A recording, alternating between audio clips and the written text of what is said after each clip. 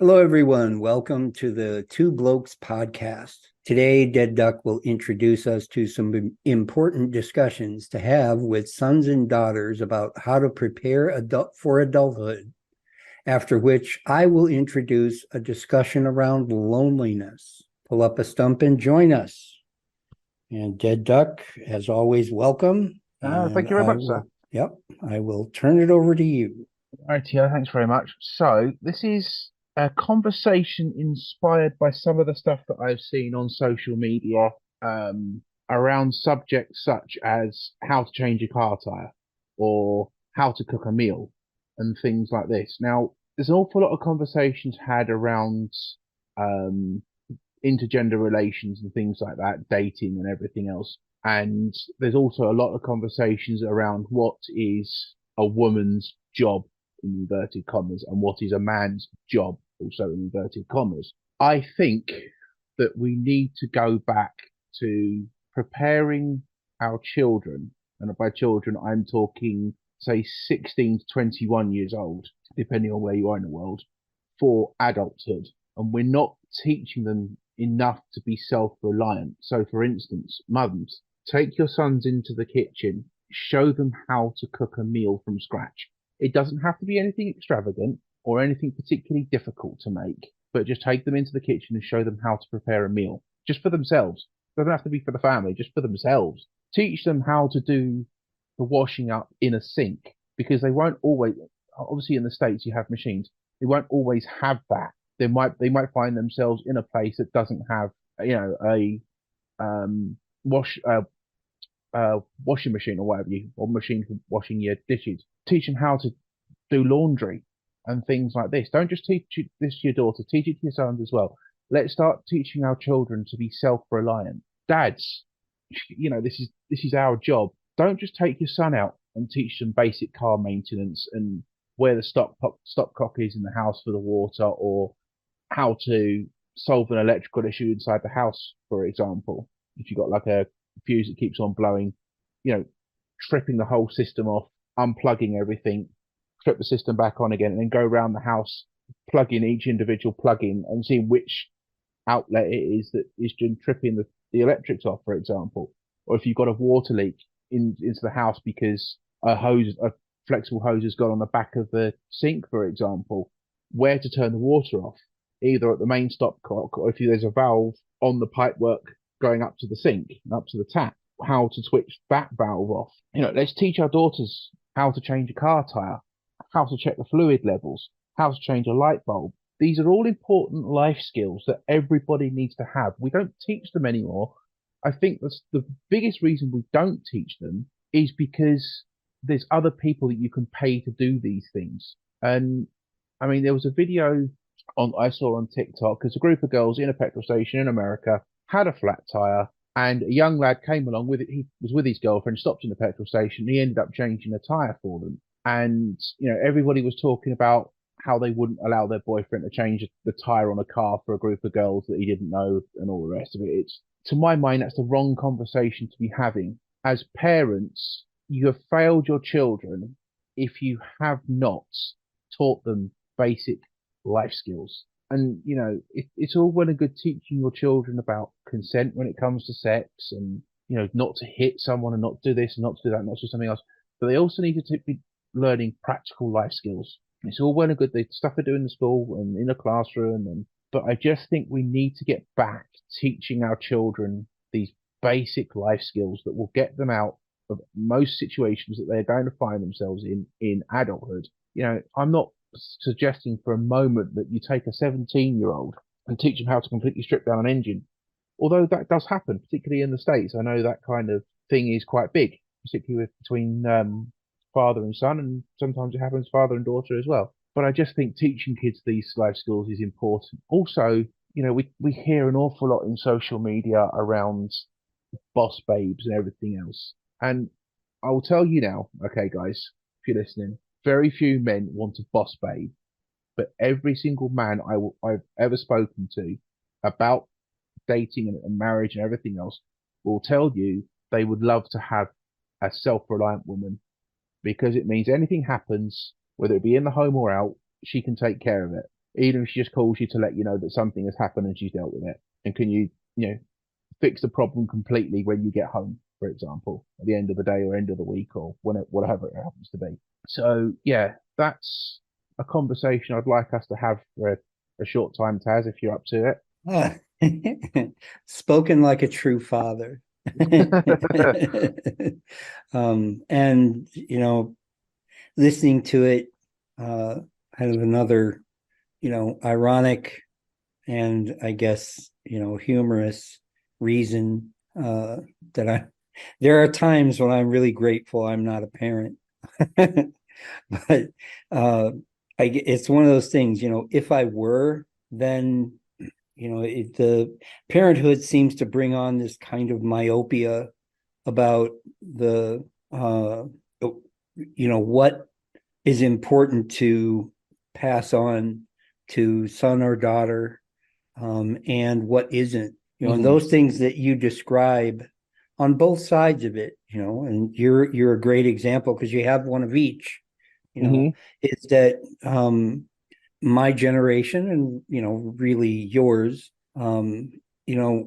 we were presented to the world with really basically, prepared for what was expected of us 100 years ago, Hmm.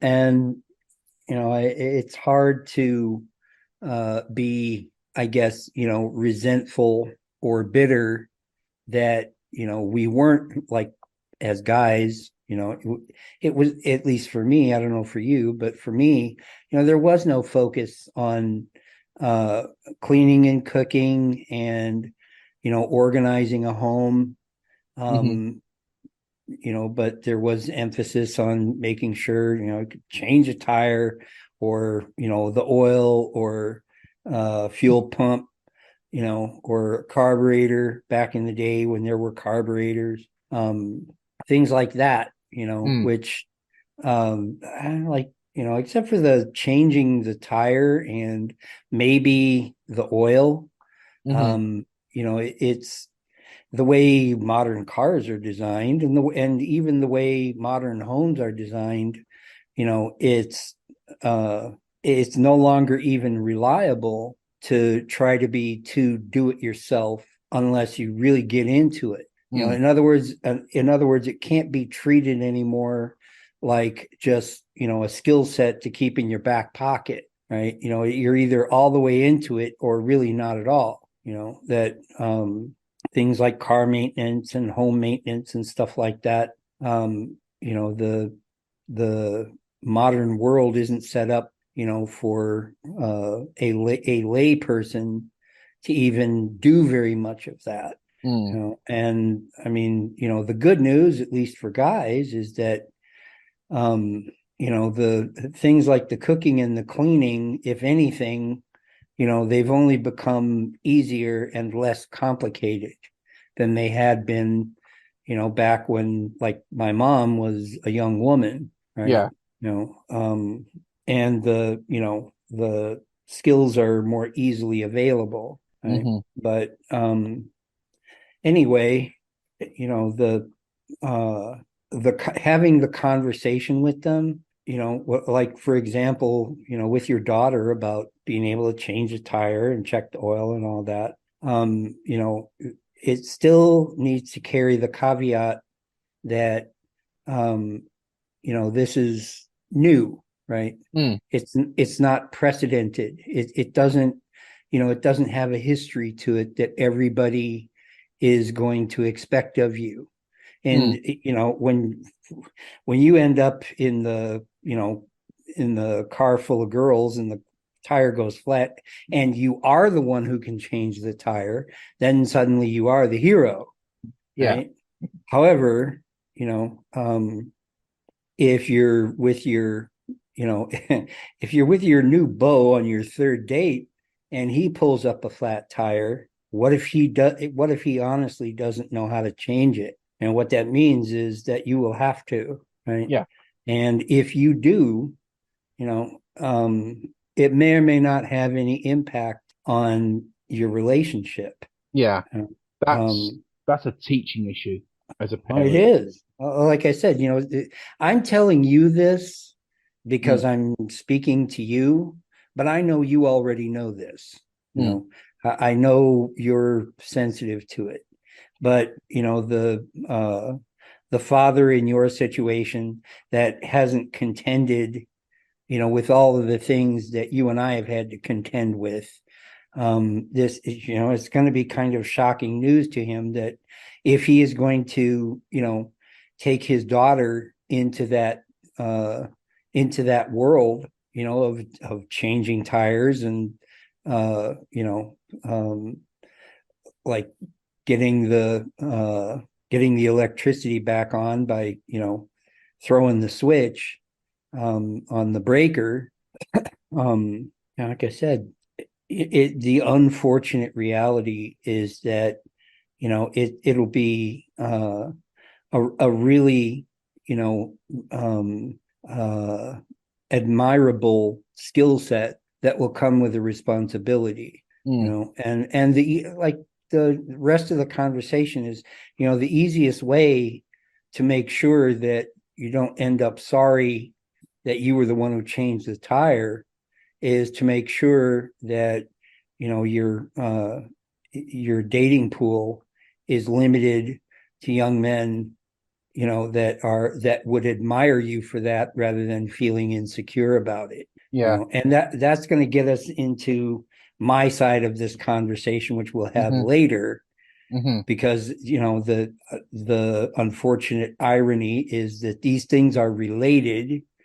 you know and you flip that coin over, right, with your son, Mr. Young father listener.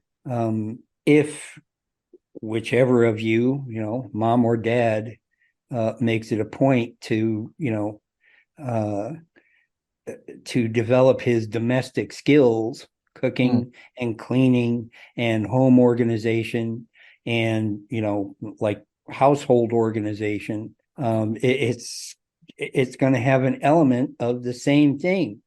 hmm. It's going to have an element of, it is my partner, this girl, young woman that I'm dating, going to be able to deal with the fact that I am good at cooking and mopping the floor, and cleaning the bathroom, um, and that I'm willing and able to do it, and that will she admire me for that, or will it cause her insecurity?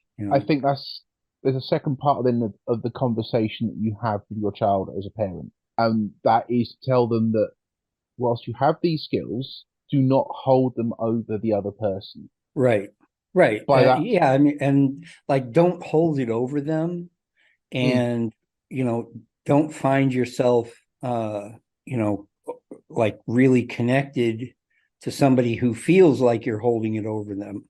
hmm, Like I yeah, said, if a young man could be as humble and forthright about domestic skills as he possibly could be, mm, but what if uh, the uh, love of his life, or what he believes is the love of his life, can't even tolerate the idea that she's to be outdone cooking and cleaning well, by, that's a conversation to be had then between the two partners because my other half will tell you I can cook and I can cook a nice meal mhm, for us. There's certain meals that we'll have that she likes me to go and do some bits of or what have you. right. But the kitchen is her domain.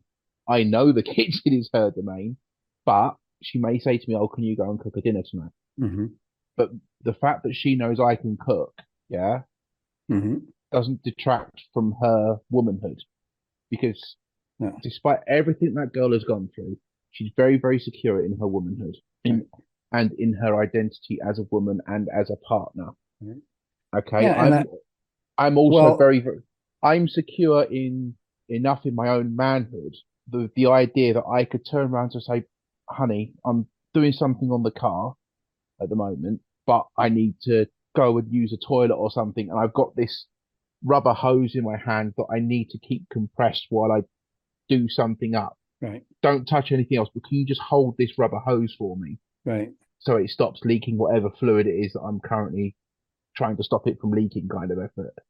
If I Right. know if she's knowledgeable enough about cars that she can do that, yeah, and it's not going to freak her out to be asked to do that, then that's great. Right. Also, I'm sure I've probably spoken to you about this already before, but we had an incident a couple of weeks back where the shower in the bathroom broke down. It was just Mm-hmm. pissing out water everywhere. And Yeah. she said to me, "Oh, I've ordered the parts. I'm going to fix it." And my response to her was, "Babe, it's the council property. I've got no problem with you doing the job. I know you can do it, but the council might not be as impressed Right. because of the legal ramifications and everything else if something goes wrong."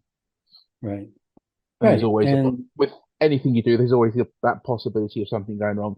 But if I'll address this to the youngsters that may or may not be listening to this in the future. If you're in a relationship with someone, okay, if you have a similar a skill set, make sure that you understand how each of you wants to participate in the relationship, because this is the mundane everyday stuff.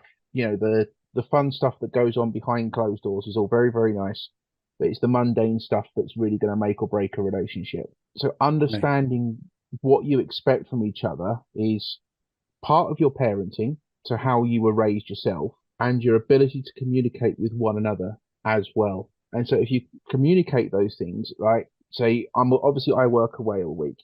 So I might say to her, can if anything goes wrong, just let me know if you've sorted it or not. Right. And that's why I mean, when I say to you that most men would prefer a self-reliant woman over the boss babe, because the self-reliant woman won't hold it over you that she's been able to solve whatever problem without you being there to do it. Right? As a guy, okay. Right. Right. And so, whereas the boss babe will be, look at me, I don't need no man, and all this absolute garbage. And as a guy, yeah, if your partner is out late at night working and what have you, she comes home to a cooked meal, okay, and the washing up's been done. There's a load of washing in the machine because you've had the time to do it all. If you can do that and not hold it over her, look at me, I'm the domestic god, then you're going to have a far more harmonious relationship. But first of all, you need to have been taught those skills. Right. And it's not even for what you're going to bring to a relationship, it's what you're going to have to do for yourself. Because 99.99% of the time, there will be a period from when you leave full-time education and even post-secondary education, as we call it, college and university to the folks over in the States, where you're going to be living alone. You may even be living alone whilst you're in college and university. Thus, you need to be able to look after yourself. And, learning to drive over here in the UK at 17. Now, you're in university until the age of sort of 25. You're not going to be making an awful lot of money. So the idea of taking your car down to a garage, whether you're a boy or a girl, male or female, taking a car down to a garage where they're charging you £100 plus per hour for whatever job you may need to have done on that car is out of the question. So you need to be able to do certain things yourself. Now, obviously, as I say, I'm not talking about stripping an engine down and changing a clutch or whatever on your back at the side of the road. I'm not talking about that kind of job at all. But basic preventative maintenance on a car. You've got a power point in the house that keeps on tripping out, but you don't know which one it is. So, your household electrics are switched off. It's, say, late at night, it's dark outside, all you got is a torch. Well, you're going to have to go to the circuit breaker or the fuse board to see what's going on. Well, if you don't know how to do that, are you going to start trying to get a household electrician out who's going to charge you 90 to £100 per hour for what might be a 30-second job? It's still money that you don't have. So these are all, to me, as a person and a father, these are important skills that we need to get back to teaching children. I say my partner, if I asked her to, she'd go out and change a tyre on the car, check all the levels, blah, blah, blah, blah, blah. She could do that, no problems at all. Doesn't hold it over me. It's not like I can do this stuff. I don't need you to do these things. And sometimes it's, oh, can you show me how to do something that you're doing on the Yeah. car? Yeah. And it also speaks with girls. I have found that those that have a good relationship with their fathers tend to have good relationships with men in their lives, both intimate and platonic. I've found that a good woman who is loving, kind, considerate to the men in their lives have often had very good relationships with their fathers, and it's true here. Yeah, it is. And, I've had occasion in my travels, to have relationships that are pretty close with women, who haven't had a father present, or had a father, but, didn't have a good relationship, or it Mm, didn't end up good. And, the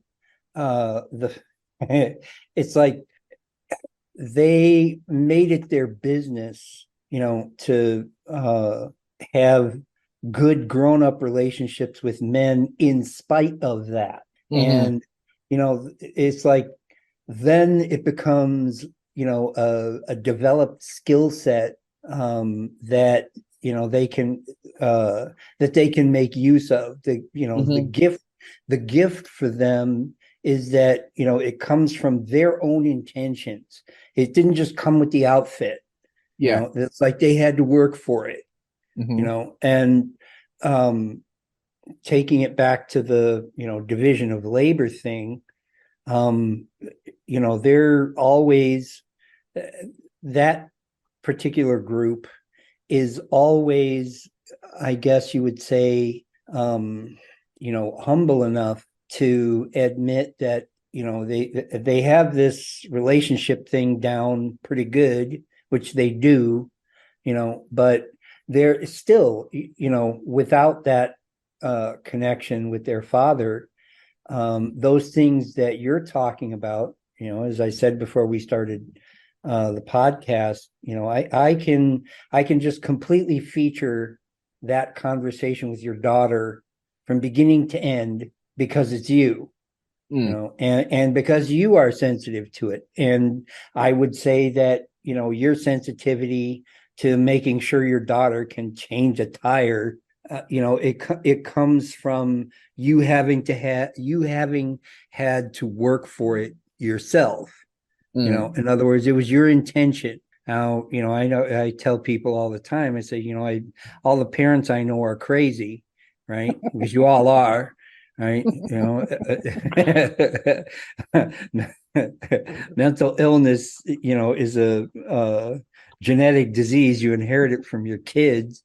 But, but that aside, like I said, I mean, it, like even listening to you talk about the importance of it, it comes from a certain place. It's like Mm. this is this hard one, and a blood, sweat, and tears process where you ended up being DeadDuck, who can have that conversation with his daughter, and have that confidence in your partner, because it's like you do that because you have seen, the abyss that waits for you if you turn your back on that, right? Mm. And it didn't just come with the outfit, so you had No. to work for it, and you put a value on it. So I am doing this because, Mm. and uh I am determined in this way with my family, because not just, well, I'm the dad, so I guess that's what I do, which, I mean, we know the end result of going at it that way. Even if a man and a father is just naturally pretty good at being a man and a father, and like didn't have to work for it, didn't do it because they had suffered without it, and like a family member of mine is a really good example of that, just sort of naturally came up knowing, how to be, the the right kind of guy, and the right kind of husband, and the right kind of father, and now that person, he's in a situation where, because things are different now, because he is much older, right? Mm, And the things that had always worked don't seem to anymore. It's tough. yeah. It's difficult. Fortunately for you, you will not face those difficulties, because you will be able to adapt. Mm, You won't be doing then the same thing you're doing now by default, because you will know, wow, that's, I mean, dad of adolescent and teenage kids is not me anymore. Now, I'm the father figure from which they came, mm, and that they are now, fully fledged and fully responsible adults of their own.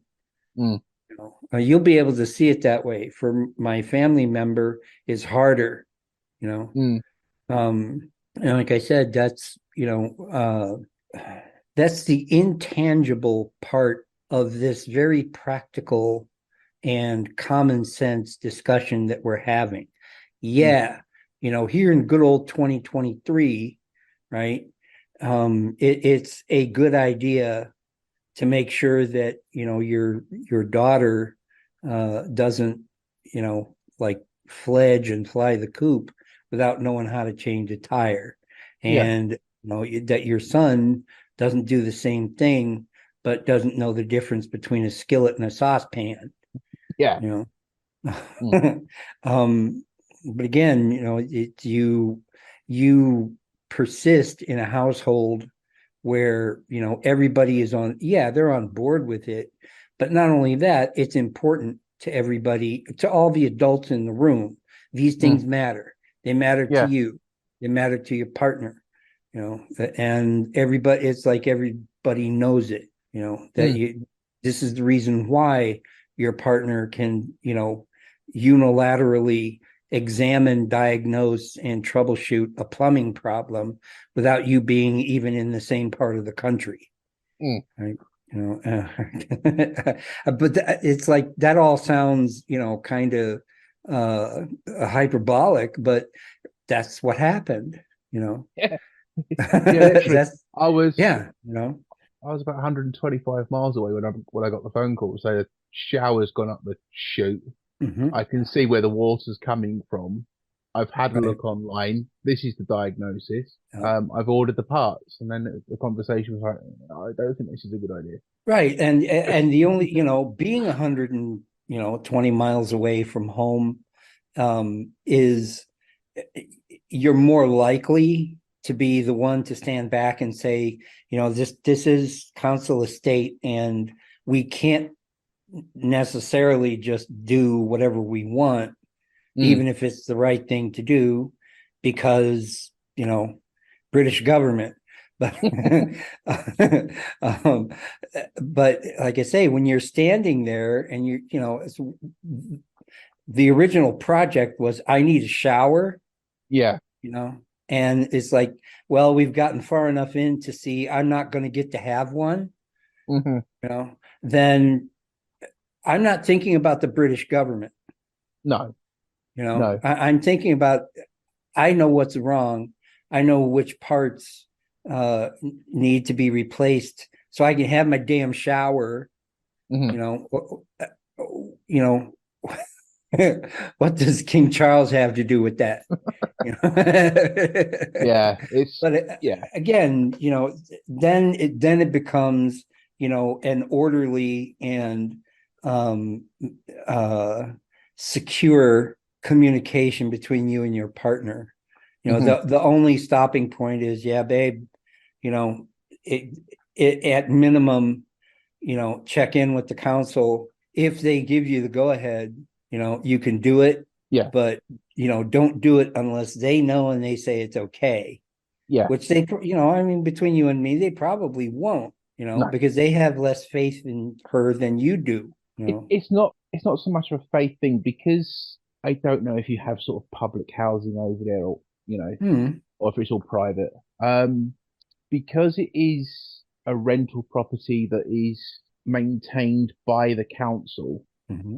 they obviously have certain guidelines that they have to adhere to in terms of safety and what have you. And Yeah. so if you fit, for example, an aftermarket part on a shower, and then somebody gets electrocuted in the block of flats, which is where we live, Mhm. because of something you potentially have done, Right.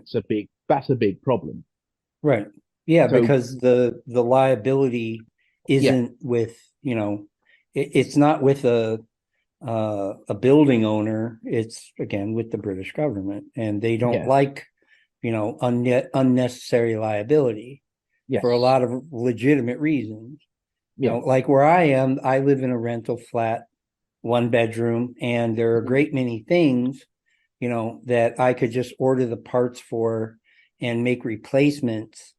One of which I have a gas stove, and it uses an electric pilot, mhm, and right now it's not working on one of the burners, and I'm going to have them come out and fix it for me because I'm not allowed. It ain't my stove, you know, yeah, but really for the same reason. Now, the possible liabilities, which I mean, like I said, it's a gas stove, and if I do the wrong thing, I could blow out this side of my building, mhm, which would be bad. yeah, But like I said, for that reason, kind of the same thing. I could do it, but I won't because it's not right. I mean, it puts yeah, them, in a bad spot, which I don't want to do. no, no, But like I said, this is I mean, I live alone, so the only person I have to consult with about it is me, mm. and as long as I agree with me, then everybody's happy. you know. But you don't live in that world, Mm. and because of that, like I said, this is that intangible thing where you speak with confidence to your partner in order to point out that despite her talent and your admiration and sense of security about it doesn't really matter because British government, you know Yeah, and it's like, and as soon as as soon as you hit that point in the conversation, everybody knows what you're talking about, and everybody knows how to proceed, yeah, you know but the I guess the thing that is easy for me to be like offended by or affronted by in the general discourse, in other words, conversations outside of you and me talking, right, or you and me and tall lady, or or yeah, Mao, like outside of that very small circle, right, even something so straightforward and so common sense, is fraught. I mean, it's dangerous territory, right? hmm, And when I try to make it that, when I try to have that kind of conversation, I have to go into it knowing that I'm going to be talking to people, that are not sensitive to these things, or not as sensitive, right? mm. Or they're oversensitive to it, like very often in a conversation about uh that like, as you say, young men you know should be like domestically capable, Hmm. right? That, and I know that, and there are some people walking around out there loose that don't really know that, Yeah, you know and or they know it only as a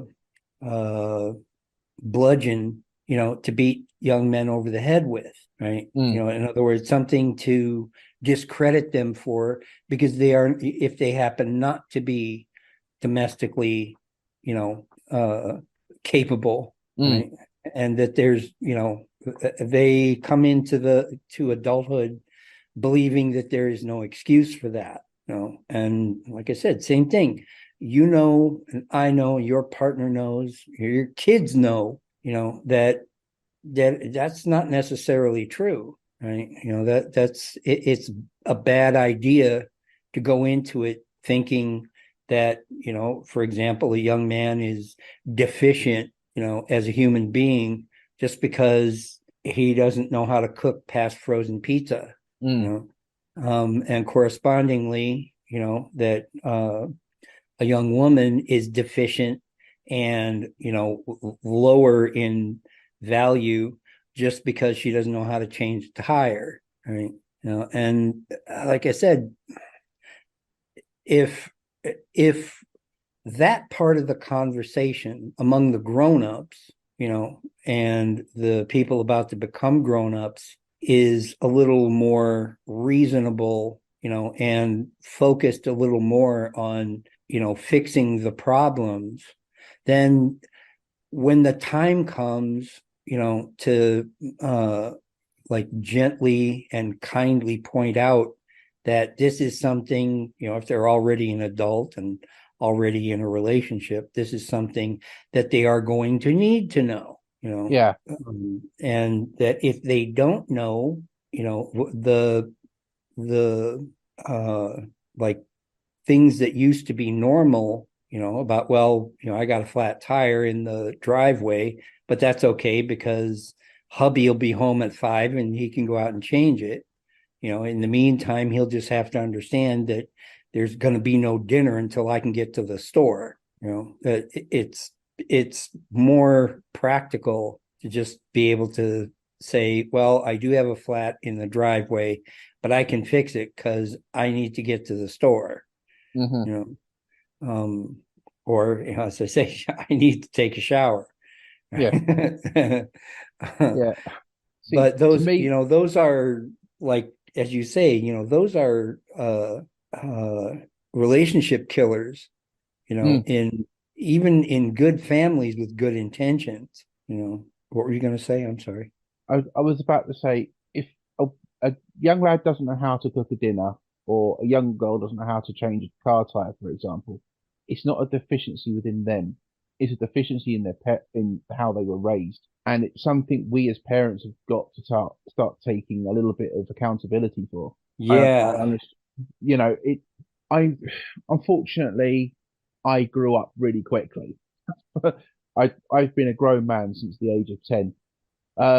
And I'm also quite fortunate in that I had some professional training with cars.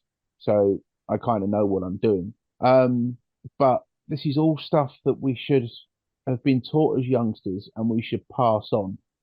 There's all this talk about men being protectors and providers, for example. And one of the things that we have to provide is knowledge. And we have to protect our children by providing them with knowledge and life skills that they are going to have to use at some point, whether that be preparing a meal, checking the oil on the car, changing a tire, knowing how to turn off the water if there's a sudden flood in the house because of a burst pipe or something. Mm-hmm. At some point, something is going to happen that you're not going to be able to get a plumber out or an electrician or a mobile mechanic. You're going to have to do it yourself. And if you've reached the age of, I would say, 30, and you don't know how to do any of these things, then you've been failed. And I would say also by the age of 30, really, you have failed yourself because you need to know these things. But also to young lads and young lassies, I would say, because you have those skills, don't hold them over somebody that you then go into an intimate relationship with. And if the other person sees the skill set that you have, that they also possess, that they maybe see it as an affront you using that skill set, take a step back, negotiate where you both stand within the relationship, what you see as your responsibilities to each other, and go from there. Because Yeah. if you have your intended wife wants to be the one in the kitchen, let her do that. If your future husband wants to be the one doing the more physical, I don't want to get us into trouble on this. If your um, future husband wants to be the one doing the chores outside of the house, whether that be mowing the lawn, changing, basic maintenance on the car, basic maintenance around the house, all that kind of thing, then fine, that's great. If it works, go for it.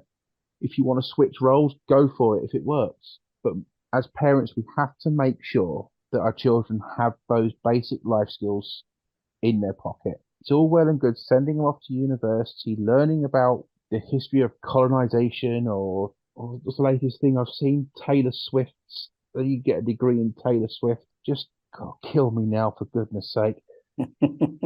But it's all Well, well and, yeah, it's all well and good sending our kids off to higher education, to do all this stuff. If they then don't have basic practical life skills, that's sort of really what I wanted to get across, because that's yeah, important. And another basic life skill that we all need to have, which I'm hoping I can use as a segue into the subject you want to discuss tonight, is being comfortable in your own company. I also think that's an important life skill to have, yeah, for a lot of because reasons. I mean, yes. for a lot of reasons. So what Um, I'm mhm. going to use that as a segue for you, if you want to Thank you. take us Yeah, on to the next bit of the conversation. thank you. And like I said, it's really a little unnerving to think of how many ways these two conversations are interrelated. Because as I said, my my concern of du jour is loneliness. And I'll tell you, it's good that you wound it up with you know keeping yourself company properly, because if anything, I may have gotten a little too good at it, right? Meaning that, as we all know, I don't cohabit with anybody, and my family life is with family of choice. It's just the way things turned out. And because of that, I've learned how to really be good to myself, right? Hmm. And really be able to spend, big chunks of time, out of like direct physical contact with anybody, you Hmm. know, and physical, not just, like cuddling and all that stuff, but just in the same domicile, Yeah. you know. Now, of course, I came from a life where I couldn't even imagine not having anybody else in the house with me. Hmm. I mean, that was just unthinkable, right? Until it happened, you Mm. know. And then, it's like I had to figure out, how to do that. Now I Mm. know, now I know. And I don't have the same symptoms that I'm hearing so much about, as far as, the deleterious effects of being alone, Hmm. right? And being, lack of a better term, isolated as I Hmm. am, you know. Um, Now, it's like, well, congratulations to me. I've learned how to live alone. That's nice. However, because part of that, uh, maybe you call it adaptation, Hmm. is that, I do what is necessary so that I don't feel alone. Even when I'm not in communication with anybody, I feel connected to, and I guess part of the life of a lot of people. I feel like I'm part of your life. I feel like I'm part of Tall Lady's life. I Hmm. feel like I'm part of uh, my various caregivers' lives. That I have this residence in the ether alongside them and you. Mm. Hmm. And that, like I said, that's nice. Hey, I'm sure there are some people out there listening thinking that's delusional. If No. so, well, if it were, it would be a very practical and practicable delusion that does not It's appear to have any negative side effects. It works. I don't believe it's a delusion. I think it's a very practical reality. it's Uh, uh, it's not a delusion. It's a truth, and that's because obviously we do this mhm, once or as, Mm. as often as we possibly can. But Right. also, we've spoken before about no other time could two completely different people from different sides of the world communicate with one another. Right. And so we have formed a relationship, you and I, Right. where there's a understanding and exchange of intellectual ideas and all this stuff, but also a trust in that you have explained your history to me, Hmm. and I've explained some of my history to you as well as my present. Hence the reason Right. we talk quite often about my children and my being a father, Right. which also then comes into the stuff that we talk about professionally. Hmm. I suppose we don't get paid for it, but we talk about it sort of publicly to people. Right. And so, those life experiences mean that we have a relationship of a sort. So that to the point where you could message me at silly o'clock in the night time, your time, and probably Hmm. get a response, to be fair, or vice versa for myself. And so it's not a delusion. It's not a delusion. I think No. there's Well, enough people in different parts of the world, mostly in, I would say, mainland of the United States, but around the world, who would give enough of a damn that if you were to reach out to them, they would respond. So whilst you yeah. may not have a family there present in the building with you, they're not actually that far away, even if it's 5,000 miles, if that means anything. No, I mean, that's exactly it. Mm, Uh, it's the kind of thing, that like once we experience it, as you mm, say, it's my connection to you is a truthful thing. hmm Um, but the hurdle for someone who's never had that experience is that it's not measurable, right? mm, We don't have a yardstick to say this is how much of a connection we have. It just mm, is. yeah. And uh we make, I was gonna have to say, we make use of it, hmm uh the way we ought to, you know. Yeah.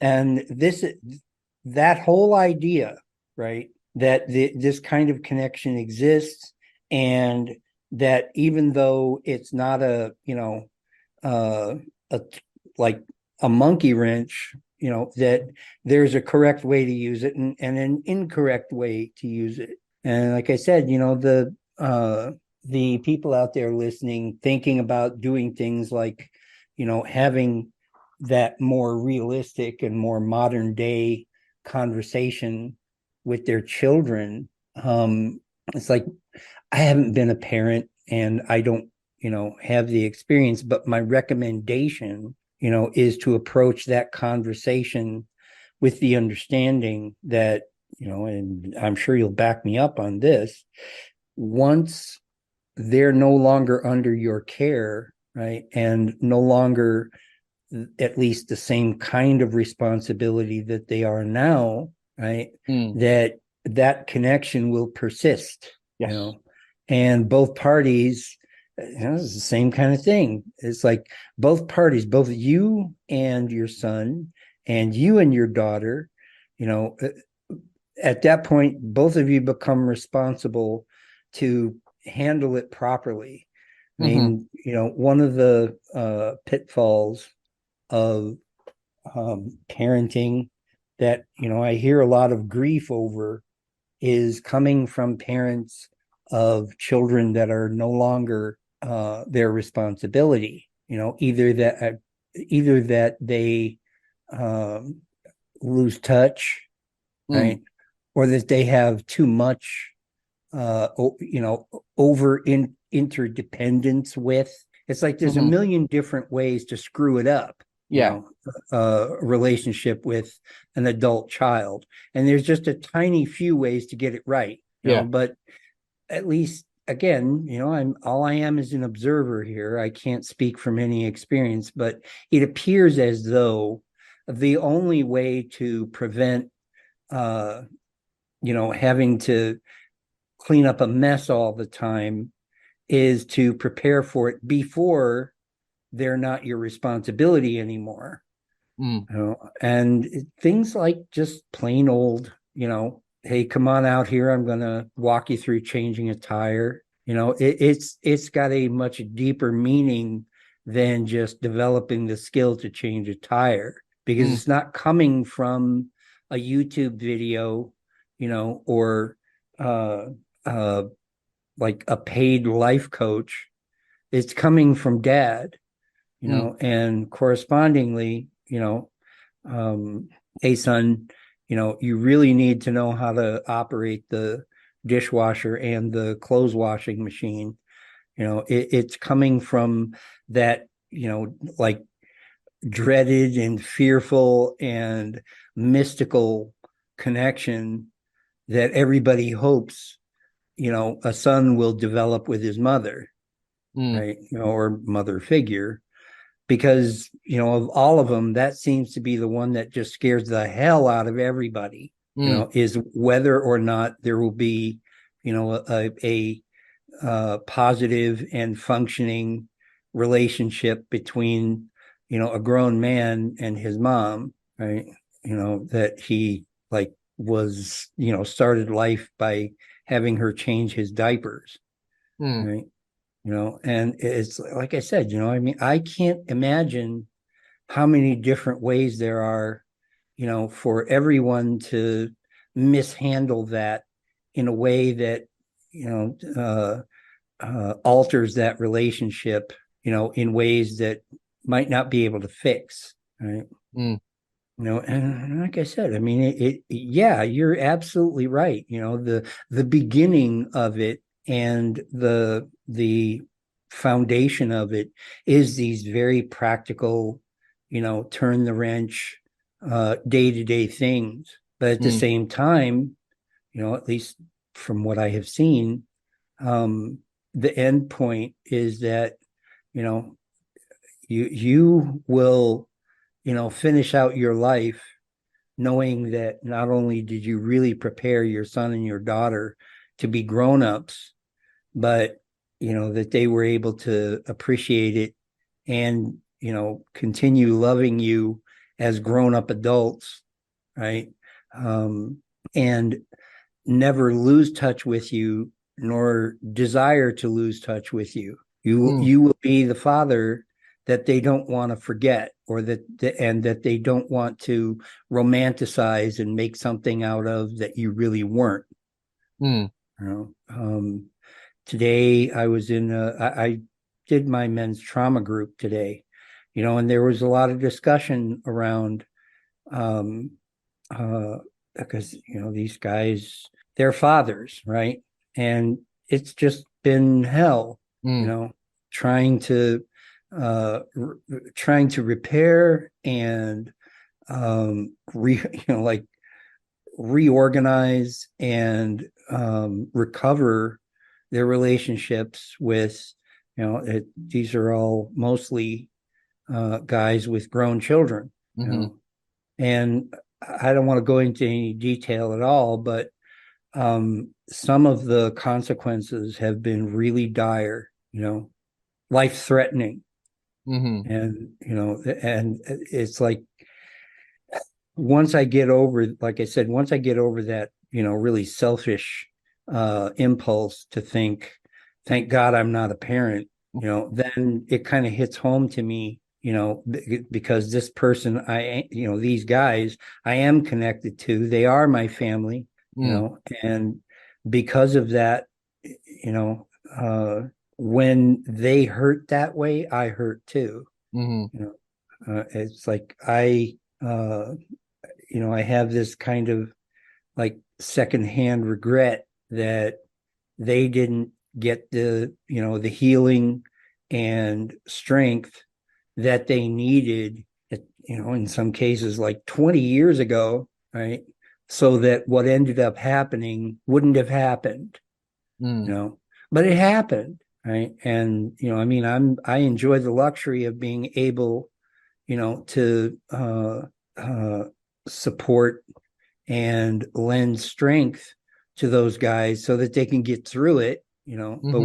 what I can't do is guarantee, that it's going to repair that damage.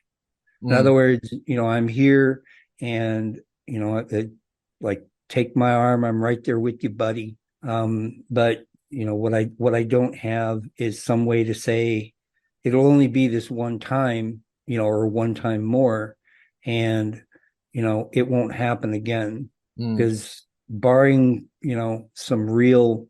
uh some real miraculous stuff, it probably will, mm, and then it just becomes, like I say, this uh morass. It's like I am dealing with this now, and I'm doing what I'm supposed to do, and what I can expect is I'm going to have to do it again and yeah. again and again. And it's like, uh when I say, kind of half jokingly, at least I don't have to deal with that stuff directly. It's the truth is, it's kind of covering up the idea that, just because it's not happening to me doesn't mean it's not happening to, uh, the other parents in my life, Mm, for whom some of the, damage cannot be undone, at least not very easily at all. mm, And I know a lot of parents, it's like one of the joys of talking to you.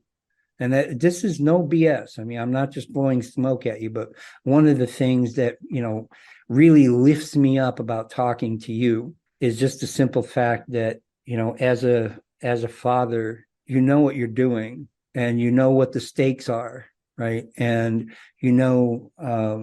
that it isn't about you and your status as either an especially good dad, or at least, a present one. mm, Right? That is more than that, and it needs to be more than that, especially now, because even though you are just that good, and fortunately for you, your partner is just that good, right? The two of them, your son and your daughter, still get to march out into the world with a great big bullseye on their chest. yeah. You know, Okay, eh, I'm gonna correct you on a couple of things. I don't know what I'm doing. I honestly well, don't. that. This is very much by the seat of my pants. Mhm. I've said this before to other people. Despite everything I went through in my marriage, the one thing I can say about the mother of my children is that she loves those children and she will do anything she can, up to and including not eating 3 meals a day, in order to provide for the children if she has to. And so, you know, Right, whatever faults she may have had as, I would say, a wife and a partner, she doesn't have as a mother. right, And right, that, that makes things better. right. It does, and I don't. It's like, I don't. I have no room, to be a critic of, like, for example, your former wife. Um, I don't have space to be a critic of, with all of her good intentions, that she has demonstrated, lack of some of the knowledge that, like I said, I know you don't recognize it this way, and that's, a mark of your humility. But whether it's innate or developed, it isn't just wanting to do right, it's knowing how, and you do. There's probably going to come a day, probably sooner than later, after your son and daughter, are entirely out of the house and fully on their own, where something is going to happen. Maybe it's just some mundane thing, Mm, right? And they'll be able to look back and say, because this was and is my father, and this is where I came from, I can deal with this. mm, It's not going to be no fun, and I'm not going to like it, but at least it's not going to take me down. yeah. you know and then, there will come another uh event in the life of somebody, else that they know the same age and in the same situation, and they will prove that they came from a family and from a father that didn't have what you have. And they will, the regrettable part is they'll have to watch them fall, right? It's like, that's terrifying, but it's the truth, Yeah. So yeah, I get it. I mean, you probably constantly go through a feeling of saying, what the heck am I doing? And most of it probably does, you probably generate a lot of it from intuition rather than insight, like foreknowledge. You don't predict the future, right? But at the same time, you have to agree that when the time comes, when it's necessary to have that in your back pocket, it's there. Yeah. And it's there because, like I said, I mean, despite being an adult from the age of 10, you've just made it your business, like one of your like missions in life, that you are not going to fail in that regard. And if that was more universal, chances are good discussions like this wouldn't be even happening, because everybody would be on the same page and we would have other problems to talk about. But like I say, right now, and it does, bring it back to loneliness, which, and I'm using that in contrast to, thriving alone, right? Is that, your intentions and your insights and your intuitions are all designed around the idea that, you yourself don't intend to be alone long term, and the same with your son and your daughter. The plan is that at some point, they they will feel like they ought to have a partner, and they will take the necessary steps to make that happen. Yeah. Right. But they won't do it the way you and I did it, just like stumbling blindly into it, thinking, we're doing it because, but without any preparation or foresight, and we paid for it, right? We did, and it's like, that's okay, right? It's not an insurmountable debt.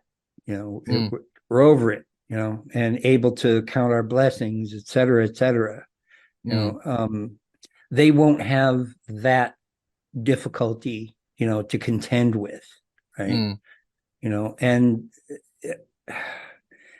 like I said, I mean, looking back at your own life and everything that happened, looking back at my life, everything that happened,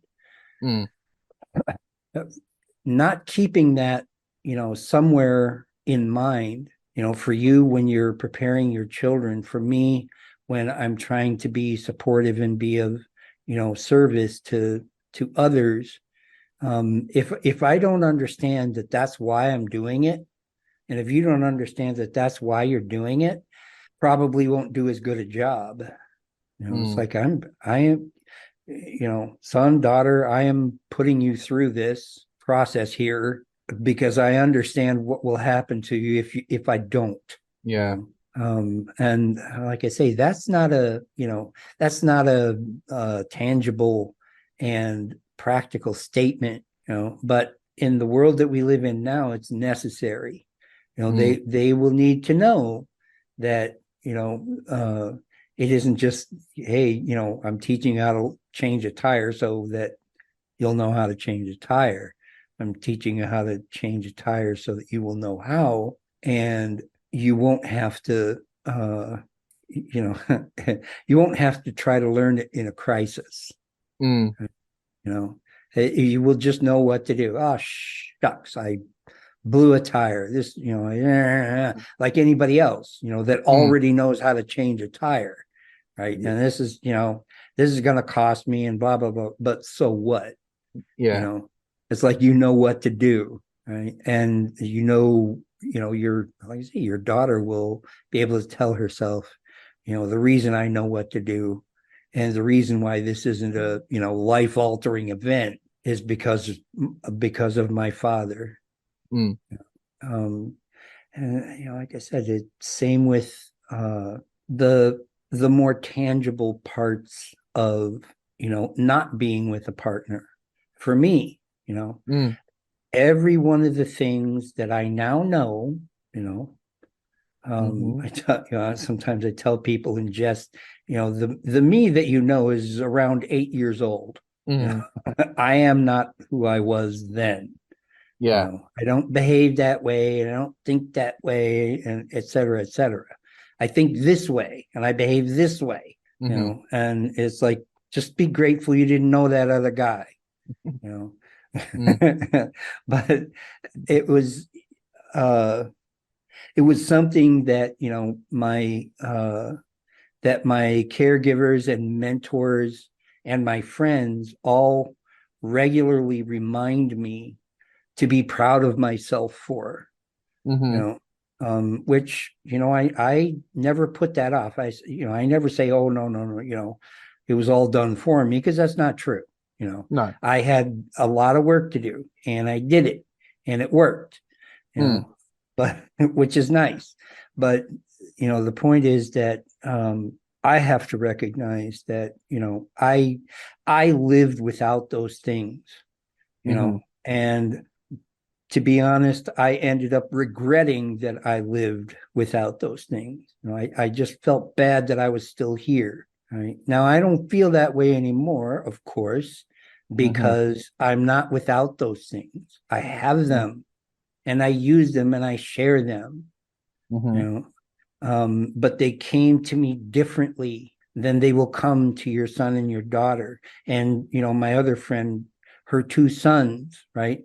And the fellows in the trauma group, they're the one with a son and daughter, same thing.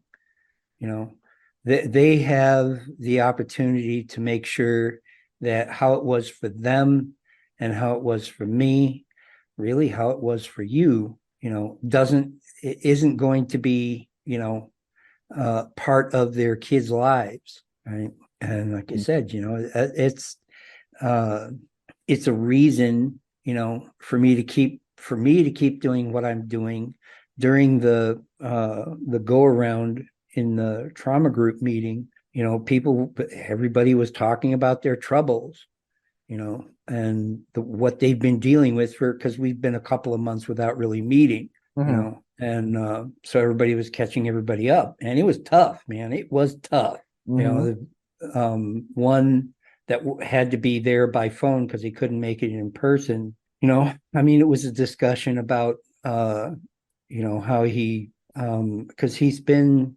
very suicidal and very depressed, but Mm-hmm. that during yet another family event that was like horrible, he wanted to kill himself, but what he did instead was say he wanted a divorce. Right now, he still ended up, but because of how he said it and who he said it to, and what was going on with the health things that were going on with him.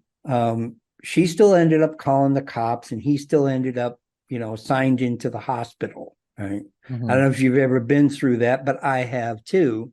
And it makes you very careful about what you say, you Mm-hmm. know, because it's not a fun process. No. Right. Um, but it was things like that, that these guys have been dealing with.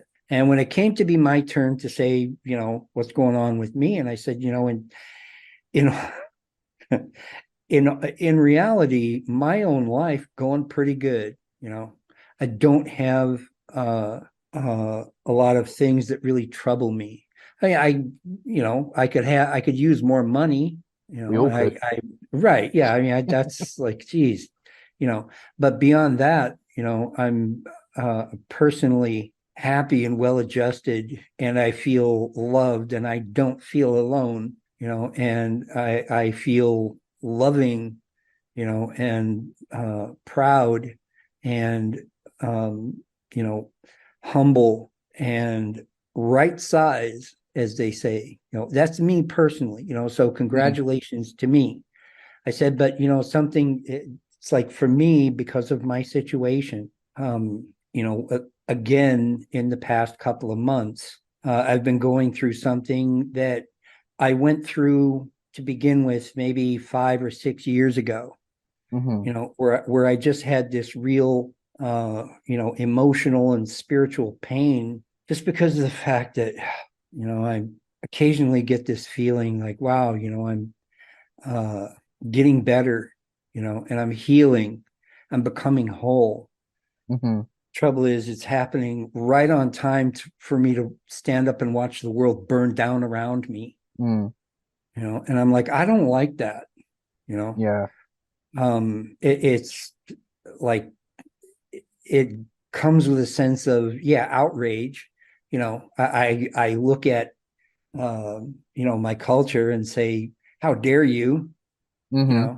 because selfishly, it's like I put in a lot of work in the past 8 years, and this is the best that you can do. you Mm-hmm. know this is terrible, right?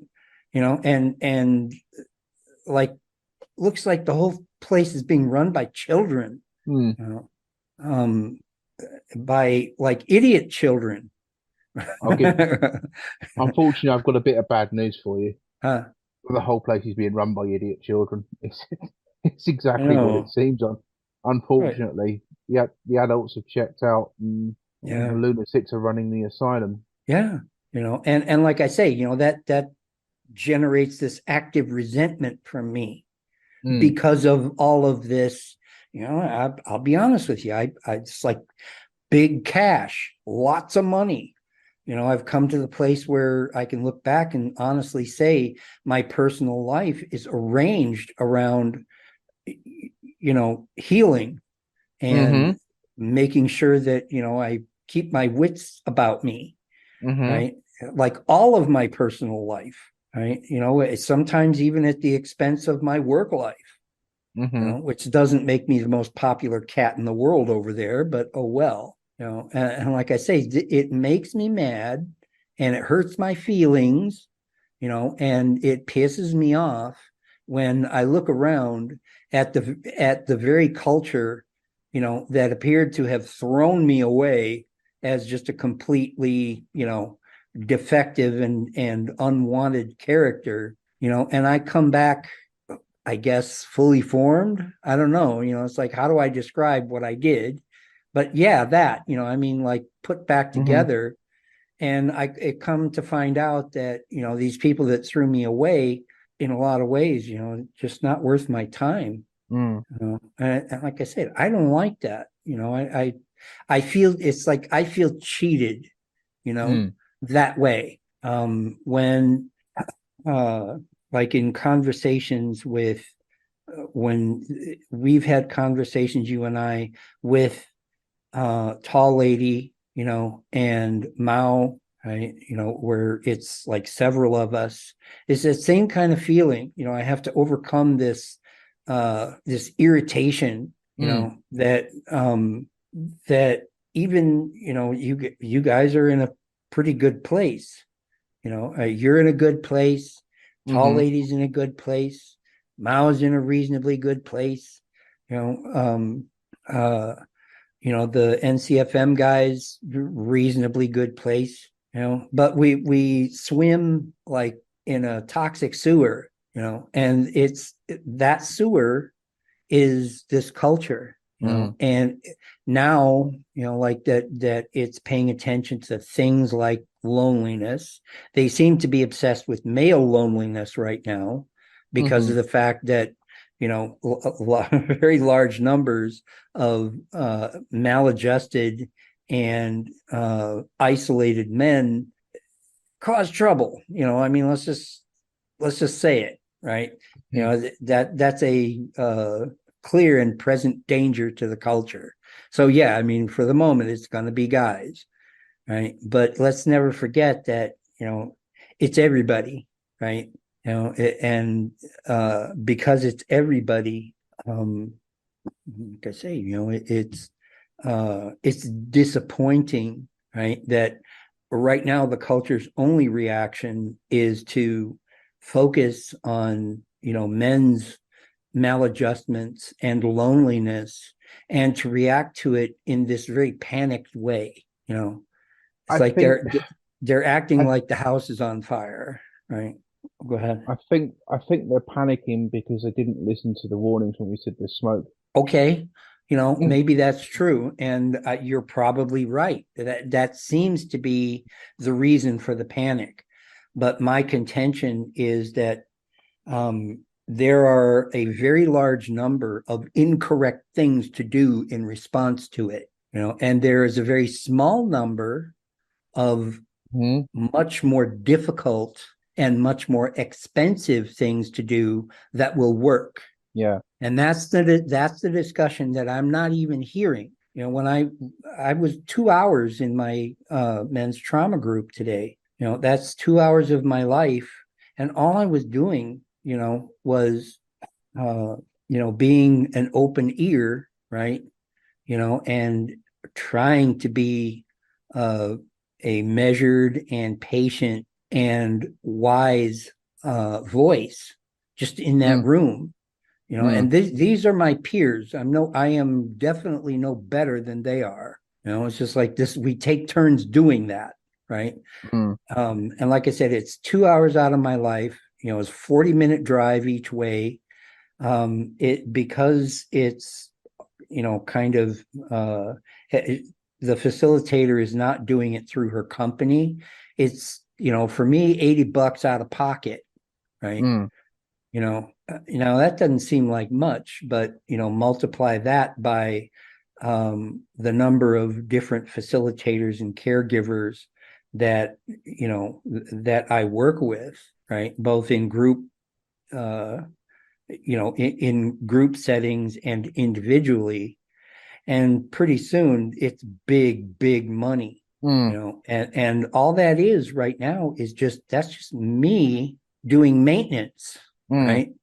The emergency is long over, right? But this is just me, trying to maintain stability and proper adjustment in this sewer that I'm living in. And I told him, I said, that's the part that's pissing me off. It wouldn't be like this for me, if everything wasn't just crap, mm. right? If there were, like, I can count on my hands the number of people, who are really with me and really know what I know, right? And know the stakes the same way I do. Mm. Everybody else is clueless, and I'm like, that makes me mad. I can't Mm. help it. Yeah, I can understand that. I suppose the question is, what do we do? What advice do we give those young men who are feeling lonely and isolated? Because it'd be very easy for me to sit here and say, learn to learn to live with yourself. But what does that actually look like? Yeah. Well, to me, it looks like me. But What? but as I say, is the trick to living alone is to find a way to make sure that you're never really alone, but It's that is, it takes years, I mean, it's not something to learn by Thursday, no. it, and unfortunately, for probably most people, it's going to be expensive. It just will. And it's going to be, time. It's like, I say, time consuming. And, someone who's not alone, right? Uh, but they're planning to be, right? Whether it's through, some kind of separation or just going into adulthood, they have to manage that time around other people in their life. Mm, The one saving grace to me, committing my mind, body, and spirit to this process was I didn't have anybody to answer to. Nobody gave a rat's ass if I devoted my life to, mental health and self care, or just died in a ditch, right? Now, I mean, obviously that's no longer true. People, Mm, I believe yourself included, would be unhappy if I died in a ditch. yes, obviously. Yeah, so It I but I was if not that guy, 8.5 years ago. yeah. Right. And so I could do that, but like even my colleagues in the men's trauma group, they already have these poisoned and unworkable connections in the process of trying to do what I've done. Mm, And you can tell.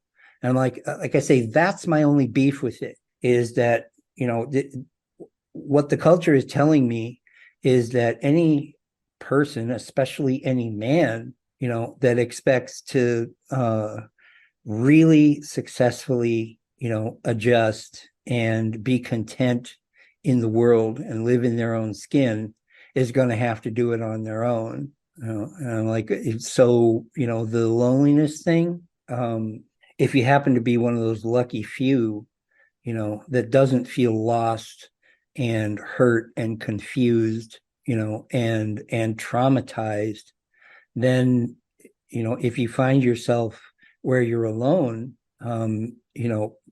my recommendation to not feel lonely is to take your gifts and share them, mm, right?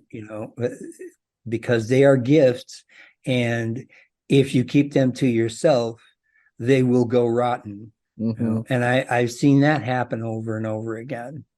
Yeah. If you This have aptitudes and the blessings, and you're not struggling, then share those things.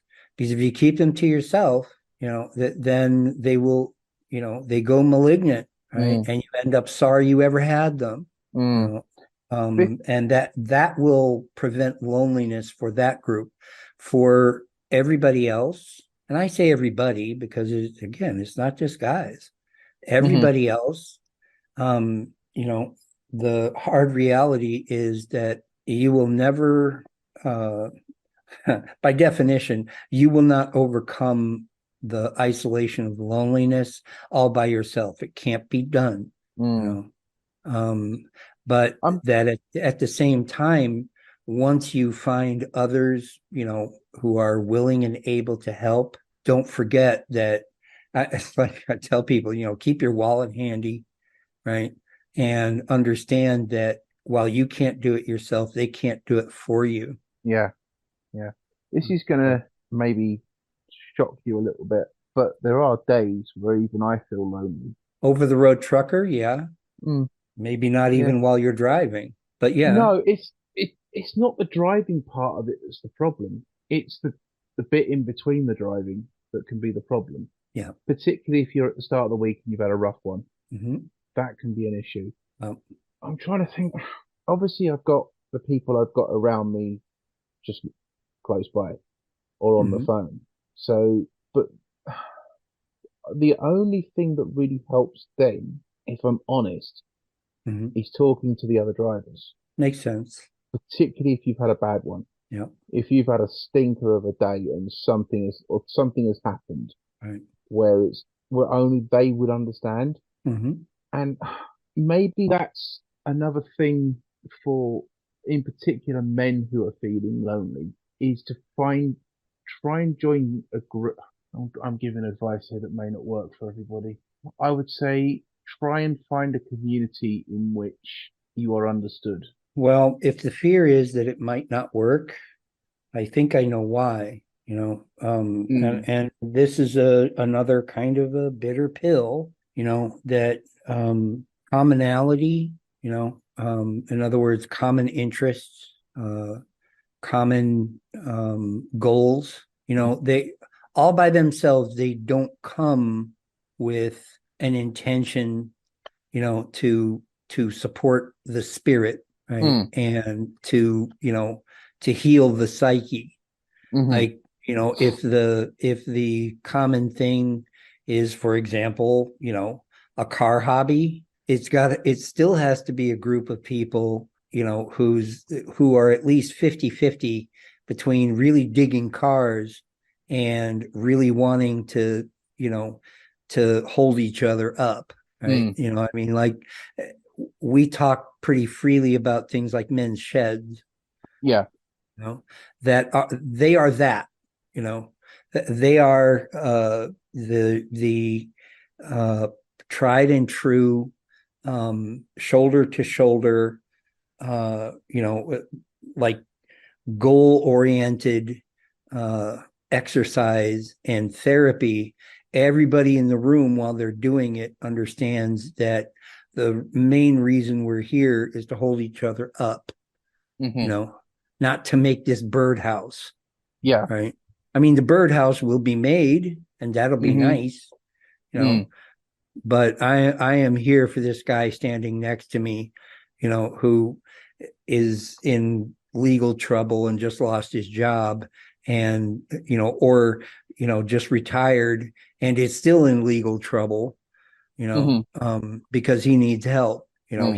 He will turn screws and we will make this birdhouse, and in the meantime, I will help him, and when the time comes he will help me, you Mm. know but it has to be that attitude. And like I said, in 2023, at least in the West, these things come without any of that added benefit. Mm. A car hobby is that, it's a car hobby. Mm. Men's, or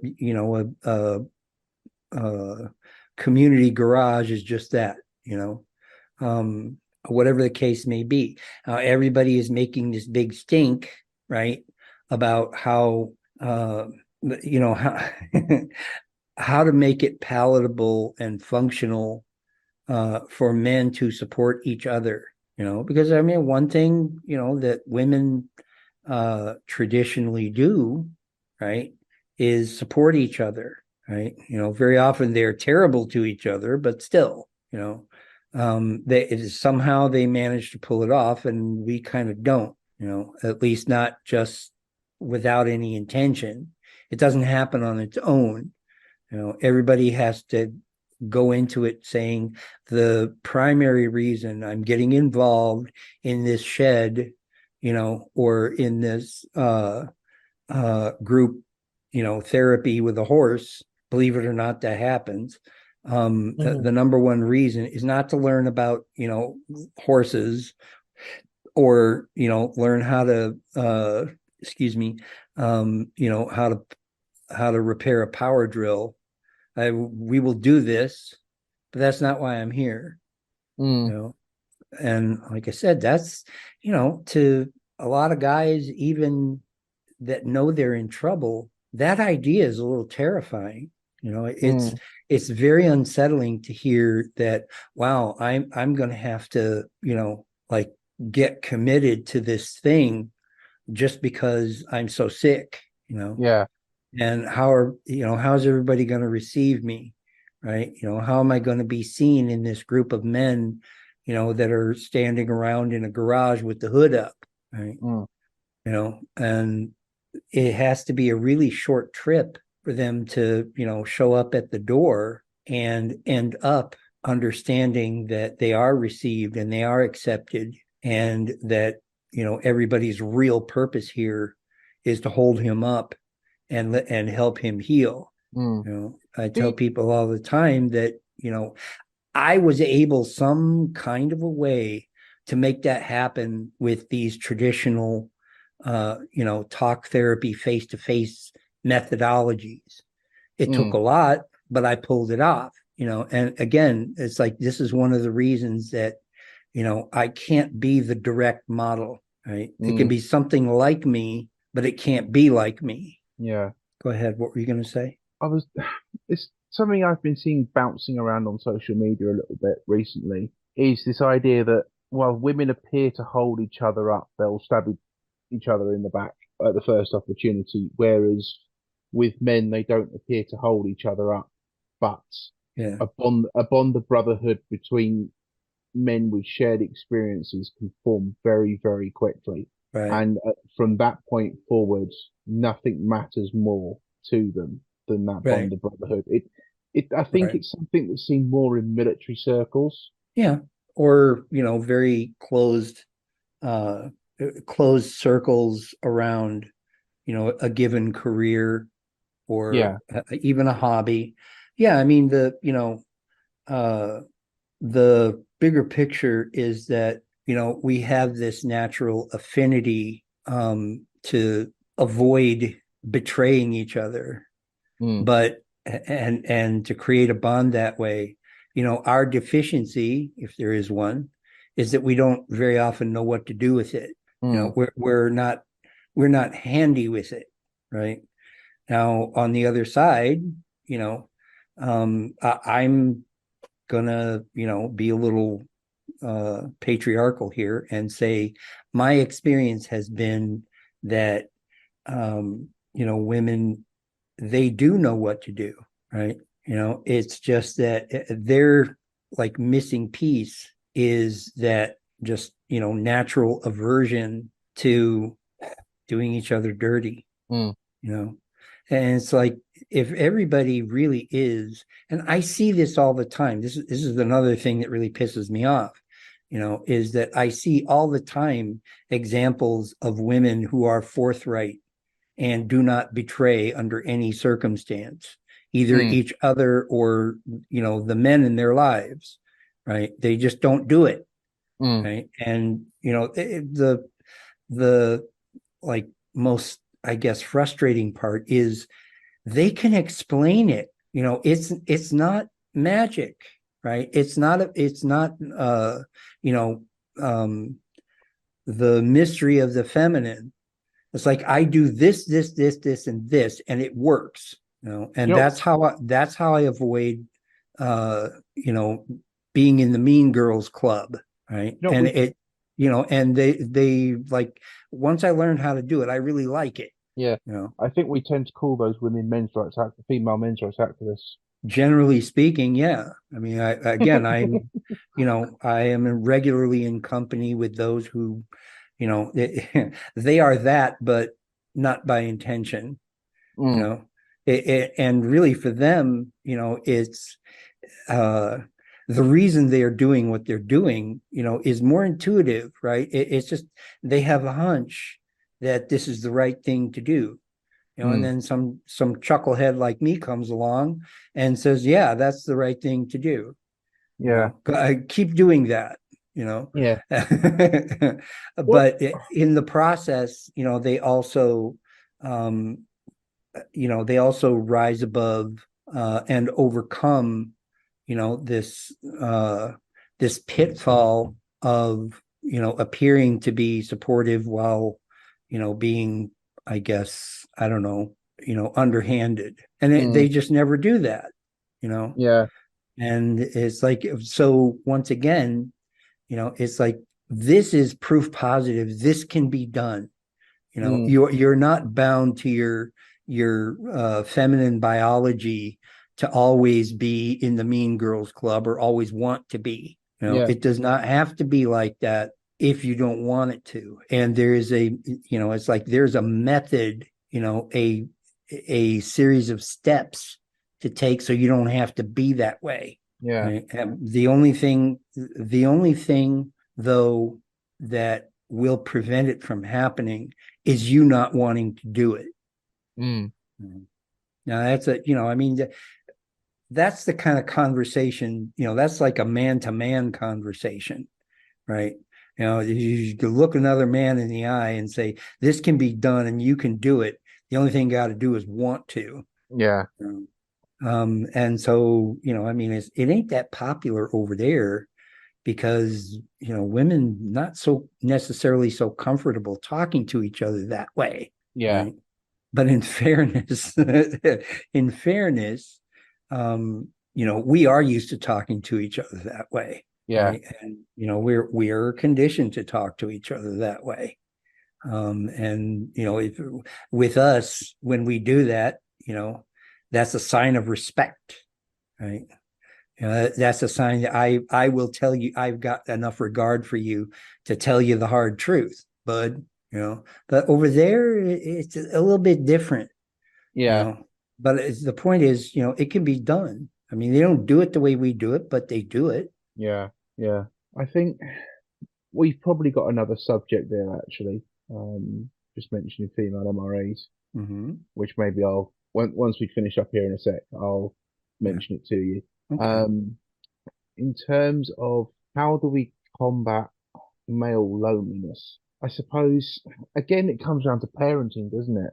Telling our sons that sexual conquest in particular isn't a be all and end all, because that's really what we're talking about when we refer to male loneliness for the most part, is not having a sexual partner. And that's not be all and end all of life. It's nice to have those things, but you can live without it. Yeah, I do. Mm, You know, yeah. You and you're right. And the common ground that we have with the other side, for lack of a better word, is everyone seems to agree with what you just said. Right? I very rarely get any pushback. When I say to people, making uh, fulfillment contingent on well, whether it's sexual conquest or a long-term partner or whatever, trying to make it happen that way. I think for a long time that seemed to have worked, but mm, in a very different world than the one that we live in. And everyone seems to agree that it's time for parents, and uh, the people that young men look up to tell those young men and boys that that way of life and that commitment will not serve you. It will betray you. you mm. know and I think, it might just cost you your life, yeah, right? I think it'd be better to tell them that until you are comfortable in your own skin, you will not be happy in a relationship. Until you Right, learn to be happy with who you are right, as a person, right, you will never be happy in a relationship. right. And like I said, the bad news for the parents and mentors delivering that message is that you know if you deliver that message, right, the first thing that kid's going to say is, okay, so how do I do that? And Yeah. again, there's a million different ways to do it wrong, and there's Mm, just a few ways to do it correctly, so that it would, again, you like your own relationship with your kids. Job one is to make sure you give them things that will serve them, you mm, know, even if it is just down to changing a tire or cooking a meal, mm, you know. But like I said, uh, it's something that, young people appear to be very relentless with. If you're telling me that I can't do it the way great grandpa and great grandma did, then what should I do? And I mean, what kind of advice is floating around out there, that mm. should be just avoided like the plague, Yeah. right? But I think parents are so, baffled. And again, you're the counter example. You are not baffled, right? But the ones who are baffled, they're baffled because, none of it was ever given to them, right? Mm. Coming up. I mean, they were given a set of marching orders and, sent out into the world. And in my I think generation and yours, that stopped working. I think with each generation that goes on to become parents, because things change so much and so quickly, the world that we inherit at 18 is not the world that we're left with at 40 No, or no, 42 or whatever. right, So that's a bewildering and baffling experience in of itself when you suddenly realize that you, as in my case, I have a 17-year-old at 42, right. that the world that they're getting ready to inherit is so completely different, and it's going to change again by the time that they are 25 years down the road. Right. So that, I'll be 67 by the time he's 42, Yeah. and I'm not going to recognize anything. The world is going to be so completely different to anything that I knew 50 years beforehand, Right. Right. you know. And I'm sure you look at the world today and you look at the world when you were a 17, 18-year-old lad, Hmm. and it's so completely different that any advice that your parents gave you, you know, if they, I don't know what sort of advice your parents did give you, but any kind of advice that your parents would have given you at 17, 18 years of age now Yeah. made absolutely no sense to you when you look back. No. Yeah, they stopped applying. The little bit that they gave me stopped applying, before I finished college. Yeah. Well, Which is okay. It's one of those things. They had no way to know. mm, It was unpredictable. But well, it's like the stakes are high enough now, that just for a parent to say, well, I have no idea what I'm doing, and I'm just going to give, my child what I was given. That's not going to work anymore. You're right; things do change too quickly, mm, and even like the idea of a young man being taught to be a successful protector, provider, and leader. Nobody even talks about that anymore because it no longer applies. But I think it I think it doesn't apply anymore because we've forgotten what that means, or, or or we haven't defined it for such a long time that we no longer know what it means. right, So right.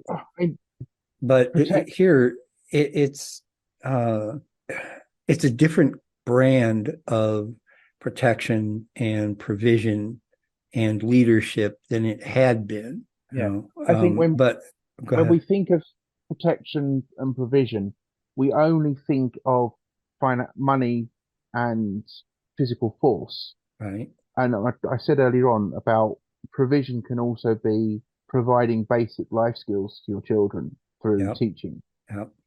Being a leader, we obviously very often hear things like leading by example, and that is the honesty of a true leader, Right. isn't it? It's Right. someone who does things that other people can see are good, whether they're morally, ethically, or what have you. Yeah. And I so mean they then follow, but the person doesn't ask for that to happen. It happens organically. Protection, we think of the physical force, but protecting can also be through the provision of wisdom and knowledge gained from life experience yeah. to prevent someone doing something that they really shouldn't do. Right. Yeah. But Protecting from, you know, the uh the pitfalls of modern life. yeah, Right. we could turn that as something as basic as me saying to my daughter, "Don't go out the house dressed like that. You're asking for trouble." Hmm. Now, every feminist in the world is going to hear that and their head's going to explode. But isn't that a useful piece of advice? Because I would say to my son, don't go out alone in a strange area. Yeah. It's the same piece of Yeah. advice essentially, because, Yeah. you know, don't get too drunk Right. because bad things happen when you drink. Let's be Right. honest. Right. And that's not a swipe, by the way. No, Um, no. It's the truth. I mean, bad yeah, things happen when I drink. yeah, but for you, it caused a medical issue to raise its ugly Hmm. head in the form of Hmm. addiction. For sure. I'm more referencing the other things that can happen when you get a large group Yeah. of people together that have been drinking, Yeah. not necessarily drinking by yourself. Yeah. Just Yeah, loss of inhibition, in being yeah, disoriented, yeah, that kind of yeah, stuff. yeah, They do, but well, like the sticking point, because believe me, everybody appears to be agreeing that the type of protection and provision and leadership useful for the modern guy is a very different creature from what it used to be, because what it used to be was provision was being the breadwinner, protecting, as you say, was, being, big and strong enough to physically protect you and yours. And leadership was basically do what I say, and none of that really, I, I wouldn't try to, be in a family that way these days, and the truth is I wouldn't want to, right? But, provision, that, that we can teach young men, is, provision of, resources, of course. But, that's like, very easily, much more equally shared, but provision of wisdom and provision of, support, and provision of, as you say, providing an example and a place to be, to be vulnerable and, earnest, and genuine. It's like, I all the time I hear, again, this from kind of the other side is, us being seen as not being able to be authentic and vulnerable, to be human, right? To which I say, we're trying, a Well, work in progress, but I'm like, my thing if with the you, whole vulnerability question is Mhm. who's listening when you're being vulnerable? And I made this comment on I think it was a TikTok video, and it was some girl talking about if her partner was crying or whatever, she would feel less attracted to him and all this stuff. Mhm. And I said, oh, at the end of the day, all that is another very immature little girl who wasn't raised properly. Because Right, that's something I'm now coming to really believe that what right, we've got is, and what we've been having, and what we've still got is yeah, generations of men who want to be vulnerable with their partners, right, but are too scared because if their partner reacts negatively, it either gets turned back on them right, immediately.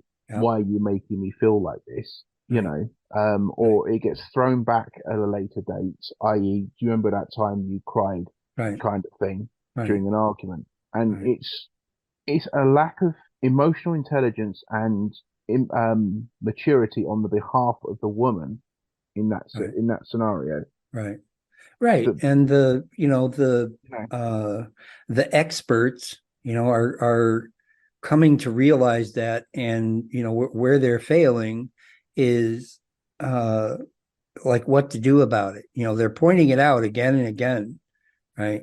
Whether it's pointing out that, uh men, particularly young men, are showing, vulnerability and authenticity and humanness, and it seems to be backfiring, and, women are experiencing that vulnerability and authenticity. Authenticity, by the way, is just a really nice way of saying, authentic human is a nice way of saying sometimes weak, weak, weak, right? And when mm, I'm in those spaces, I very deliberately use that word, you mm, know, because, like I said, that's a very dangerous failing, among way too many modern women, is just this, really undeveloped and, as you say, kind of immature reaction to that behavior from their man, from their guy. And what I tell them is the stakes are now at a point where your inability to overcome that, can have the most dire consequences, right? costing you know lives. yeah, cost in lives, cost in, in misery, cost in money, sure, cost in, cohesiveness in family, yeah, but also community. Mm, What happens inside the family between, the man and the woman has a ripple to everybody that, that interdepends with them. I said, these are high stakes. This is, these are world enders. And your choices are either just give up and say, well, this is the way I am and I can't help it and let the chips fall where they may, or, seek out ways to overcome that and be able to stand with your man even after he shows you tears that you weren't expecting. And it's like, this is no game, right? And these things are real, right? And I can help you, because I'm a guy, I can help you with this side of it. But for the others, how to get over the ick of watching your man, cry just because he's frustrated and had a bad day at work. Okay, I that's foreign to me, right? I cannot help you with that. This is where this is one of those places where I say this is a job for women. This is a job that women will either choose to take on among themselves, or they will not. The only thing that I'm bringing to the table is the ability to say, if you don't, here's what's going to happen. And past a certain point in time, there will be no stopping it.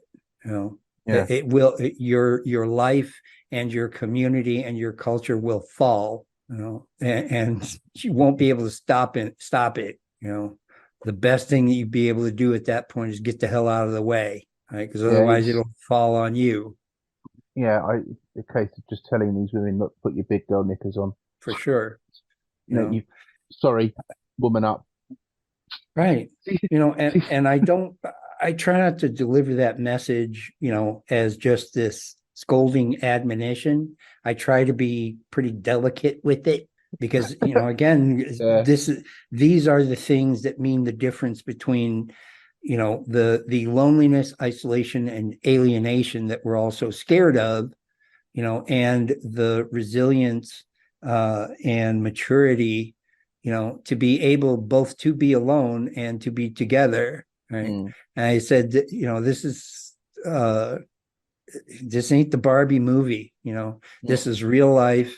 And, the thing about real life is that regardless of who is in charge or who we all believe is in charge, the culture and the universe that it's in is run by a cruel, unreasoning, uncaring tyrant, called human nature, right? And it's like it provides rules, that are inevitable. You don't get to break them. It's like the speed of light. You don't get a ticket for breaking the speed of light. The universe is set up so that you can't. And these are things that, it's the same principle. These are unavoidable consequences of not picking up that mantle, of this new womanhood, right? And putting it all the way on and allowing everybody to see you wear it. Yeah. See, it sucks. I mean, it's, it's not it ain't the happy, Barbie movie outfit that, too many of them seem to believe it is. It's work clothes. As you say, it's your big girl knickers. Yeah. That's a strong woman. That is a strong woman. Unfortunately, when you try to be delicate, I'm a bit more of a sledgehammer to crack a nut. That's part long distance lorry driver, part being from Southeast London. Sometimes the only thing you can do is take out the wrecking ball and smash everything in your path to get your point across. It ain't subtle, but sometimes it works. Sometimes, it works in the right company, but even saying it the way I just said it, right? I have had, this is just the truth. I have had some women, even after hearing it from me, they just look at me and say, you're scaring me right now. Yeah. And, then I have to say, yes, I am. Well, you could say, well, I'm scaring you right now, but do you want to be terrified? Because what I'll do, I'll get my friend from across the pond to tell you. Yeah, because he will put it in, less I don't know how you'd put it, a little bit less nuanced terms. But the Mm, thing, and really the choice though is, would you rather be scared or terrified now, mm, or would you rather be genuinely hopeless later? yeah. Would you rather be frightened of something, that's being presented to you, right? Or would you rather be in despair about what has already happened? Yeah. You know, Yeah. and it's like these are the choices. And like as far as I'll just make this kind of my final thoughts.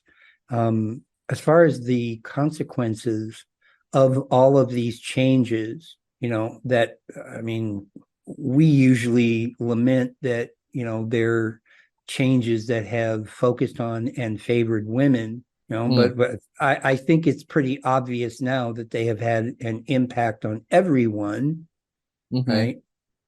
That apparently nobody seems to be happy with, right? And everybody is frightened of, and the loneliness, sorry, just the isolation, that is a consequence of it, is not insurmountable, but it is at a point now where, as I've said so many times, it will take a cultural will, right, Mm, and a cultural determination that, as far as I know, in human history has never been seen before, right? And the only thing about it that makes it, worth doing is that it's kind of either that or nothing, mm, and like I said, I don't like saying these things, and I don't like, you know being the bearer of that news, but my choice is either,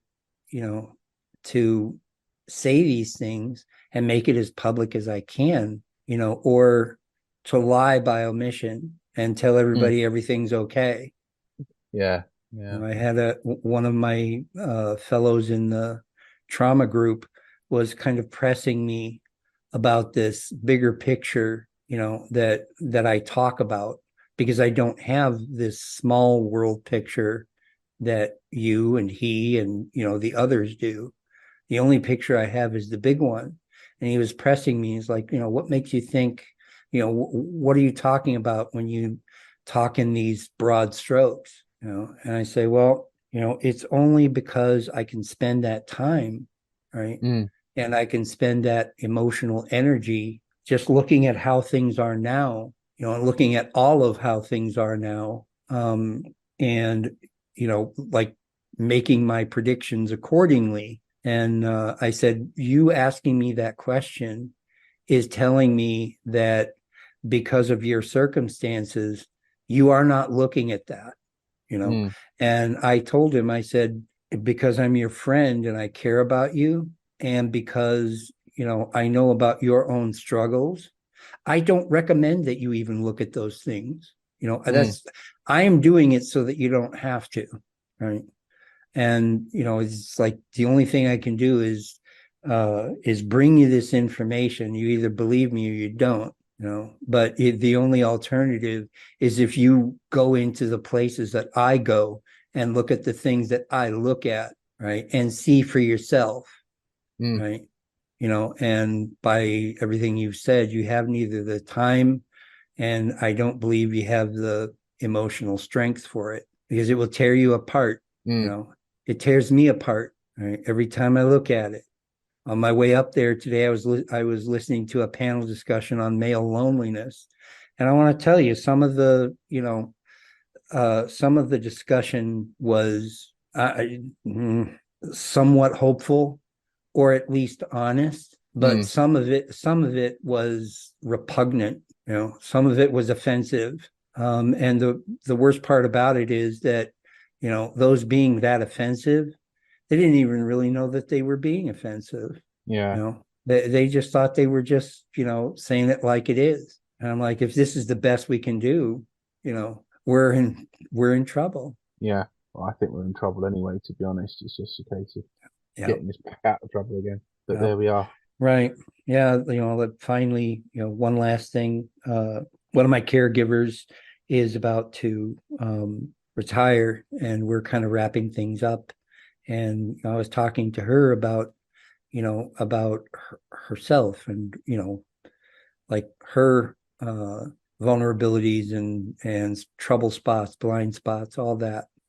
Um, and I said that there's a part of me that she knows very well, that used to be just entirely out of control, but now, plays the role of kind of a protector, and scout, one who looks out for me. Right? And I said that part of me, reminds me to tell you that, what we're doing with trying to promote and normalize this kind of therapy, I know the way she sees it is that it's to, in some measure, kind of prevent a disaster, right?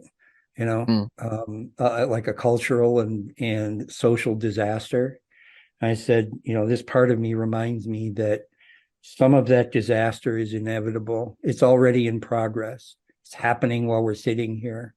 And so, at least half of the effort, half of the project is going to be about, cleaning up the aftermath. The other part, sure. I mean, there's still a lot of disasters to prevent, and that's, that's a good focus. Like I said, the other part of it is that, some of this will happen and there's nothing anyone can do about it. Right. And, the job really is to be there to clean up the mess, because there will be one. Yeah. I mean, I don't know how happy she was to hear that, but, I was like, this is as much your calling as the rest of it, is that, that people will be able to use what you have to offer, to make repairs, right, after things go bad. I said, because things are going to go bad. They will, And I said, so be proud of that, especially now that you're stepping away and, reposing, as you've done a good thing. It's not exactly what you set out to do, but it's a good thing that people probably, if we pull it off, some people will be able to use it from now on. So anyway, if you have any final thoughts before we end this? I don't think I can come up with anything better than what you said, to be fair. Thank you. Thank you. And thank you everybody for listening. We appreciate it. And, we we hope to hear from you, but if not, we are grateful that you're out there listening. So thank you and see you again next time. Cheerio, folks. Bye-bye.